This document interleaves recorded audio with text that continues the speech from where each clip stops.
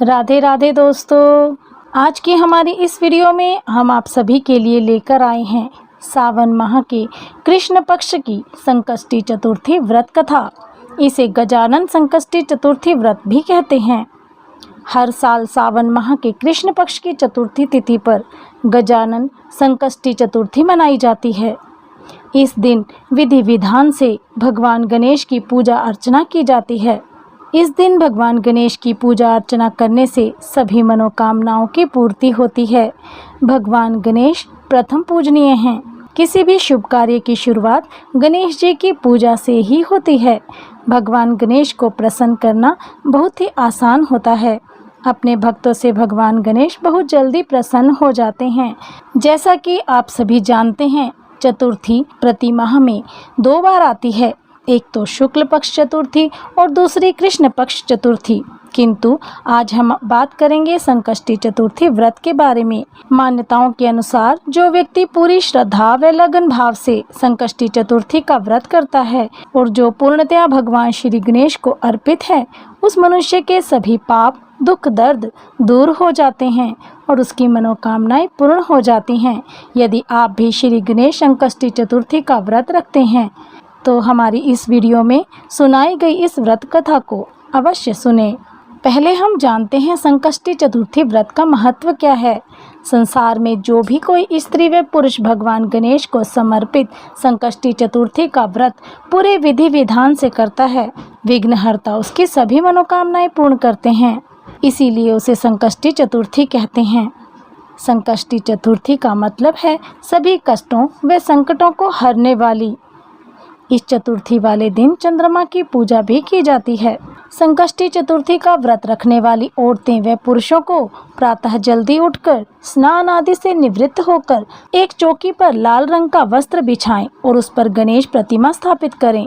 गणेश जी को फूलों व माला से अच्छे तरीके से सजाएं। इसके बाद पूर्ण विधिवत रूप से भगवान गणेश जी की पूजा करें। पूजा में पुष्प, गुड़, लड्डू, तिल, चंदन, धूप, चावल, तांबे का कलश, केला, नारियल आदि लें। कहा जाता है कि भगवान गणेश की पूजा के समय माता दुर्गा की प्रतिमा रखें तो अति शुभ होता है और दुर्वा भगवान गणेश को अति प्रिय है, इसीलिए दुर्वा अवश्य चढ़ाएं। संध्या के समय पुनः भगवान गणपति की पूजा करें। संकष्टी चतुर्थी व्रत कथा सुनें और आरती करें। आरती के बाद मोदक के लड्डुओं का प्रसाद चढ़ाएं और वहां मौजूद सभी को वितरण करें। जब चंद्रमा दिखाई दे तो उसकी पूजा करके पानी से अर्घ देकर संकष्टी चतुर्थी व्रत का पारण करें। पंचमी वाले दिन व्रत के दूसरे दिन जल्दी उठकर स्नान आदि से निवृत्त होकर मंदिर में सीधा देकर ही भोजन ग्रहण करें। आइए हम बताते हैं सीधे की सामग्री क्या है। आटा, हल्दी, गुड़, चना, साबुत लाल मिर्च, नमक, चीनी, घी आदि। यदि आप बहुत ज़्यादा दुखी हैं तो आप एक दंत संकष्टी चतुर्थी का व्रत करें। यह व्रत आपको पूरे विधि विधान से करना चाहिए। पूजा में भगवान श्री गणेश को मोदक के लड्डू चढ़ाएं। यदि किसी व्यक्ति के पास मोदक के लड्डू नहीं हैं तो उसे बेसन के लड्डू चढ़ाने चाहिए, क्योंकि श्री गणेश जी को मोदक व बेसन के लड्डू अत्यंत प्रिय हैं। पूजन के बाद गणेश चालीसा का पाठ अवश्य करें ताकि आपकी मनोकामना जल्दी से पूरी हो सके। तो चलिए बिना देर किए शुरू करते हैं संकष्टी चतुर्थी व्रत कथा। शिव पुराण के अनुसार एक बार स्वर्गलोक पर बहुत बड़ी विपदा आई और सभी देवता वहां से भागकर सीधा भगवान शिव जी के पास आए और शिव जी को सारी बात बताई और कहा, हे प्रभु, अब तो आप ही हमें इस समस्या से बाहर निकाल सकते हैं। उसी समय भगवान शिव जी के दोनों पुत्र कार्तिकेय व गणेश जी भी वहां विराजमान थे। भगवान शिव जी ने दोनों पुत्रों से पूछा कि तुम दोनों में से देवताओं की समस्या को दूर कौन कर सकता है, तो दोनों ने ही खुद को इस कार्य के लिए सक्षम बताया। यह देखकर भगवान ने उन दोनों की परीक्षा लेने के लिए कहा कि तुम दोनों में से जो भी इस पूरे ब्रह्मांड व पृथ्वी के चक्कर पहले लगा कर आएगा, वही देवताओं की मदद के लिए सक्षम होगा। भगवान शिव जी की बात सुनकर कार्तिकेय उठे और अपने वाहन मोर पर बैठकर इस ब्रह्मांड व पृथ्वी की परिक्रमा लगाने चल दिए। किंतु बाल रूप गणेश जी वहीं खड़े होकर सोचने लगे कि यदि मैं अपने वाहन चूहे पर बैठकर इस पृथ्वी व ब्रह्मांड की परिक्रमा करूंगा तो मुझे तो बहुत वर्ष बीत जाएंगे, क्योंकि मेरा वाहन चूहा तो बहुत छोटा है।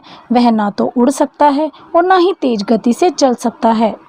तब गणेश जी ने एक उपाय सोचा और अपने माता पिता दोनों को एक साथ बैठाया और चारों ओर 7 बार परिक्रमा करी और चुपचाप बैठ गए। थोड़ी देर बाद कार्तिकेय ब्रह्मांड व पृथ्वी के चारों ओर परिक्रमा करके वापस लौट आए और खुद को विजेता बताने लगे।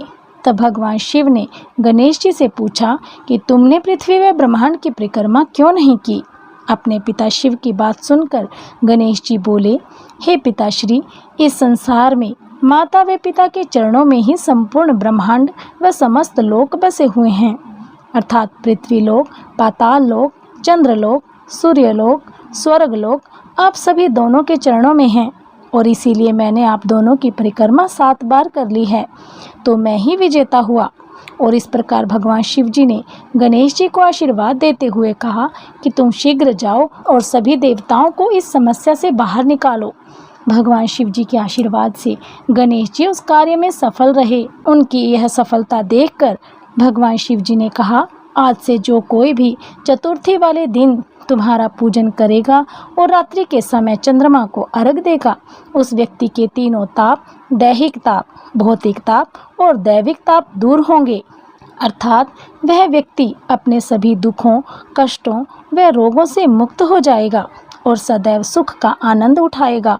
वह व्यक्ति अपने संपूर्ण जीवन में सुख, समृद्धि, धन धान्य, शांति, वैभव, पुत्र पौत्र आदि का सुख भोगेगा और मरणोपरांत मोक्ष धाम को जाएगा। बोलिए गणपति महाराज की जय। तो दोस्तों, आज की हमारी इस वीडियो में हमने आपको संकष्टी चतुर्थी व्रत कथा सुनाई। यदि आपको हमारे द्वारा सुनाई गई यह कथा पसंद आई हो तो हमारी वीडियो को लाइक व शेयर करना मत भूलिएगा। यदि आपके मन में किसी प्रकार का प्रश्न है तो हमें कमेंट बॉक्स में कमेंट अवश्य करें। यदि आप हमारे चैनल पर नए हैं तो हमारे चैनल को सब्सक्राइब करना बिल्कुल भी मत भूलिएगा। बेल आइकन ज़रूर दबाएं ताकि आपको हमारी हर वीडियो की अपडेट प्राप्त होती रहे। राधे राधे।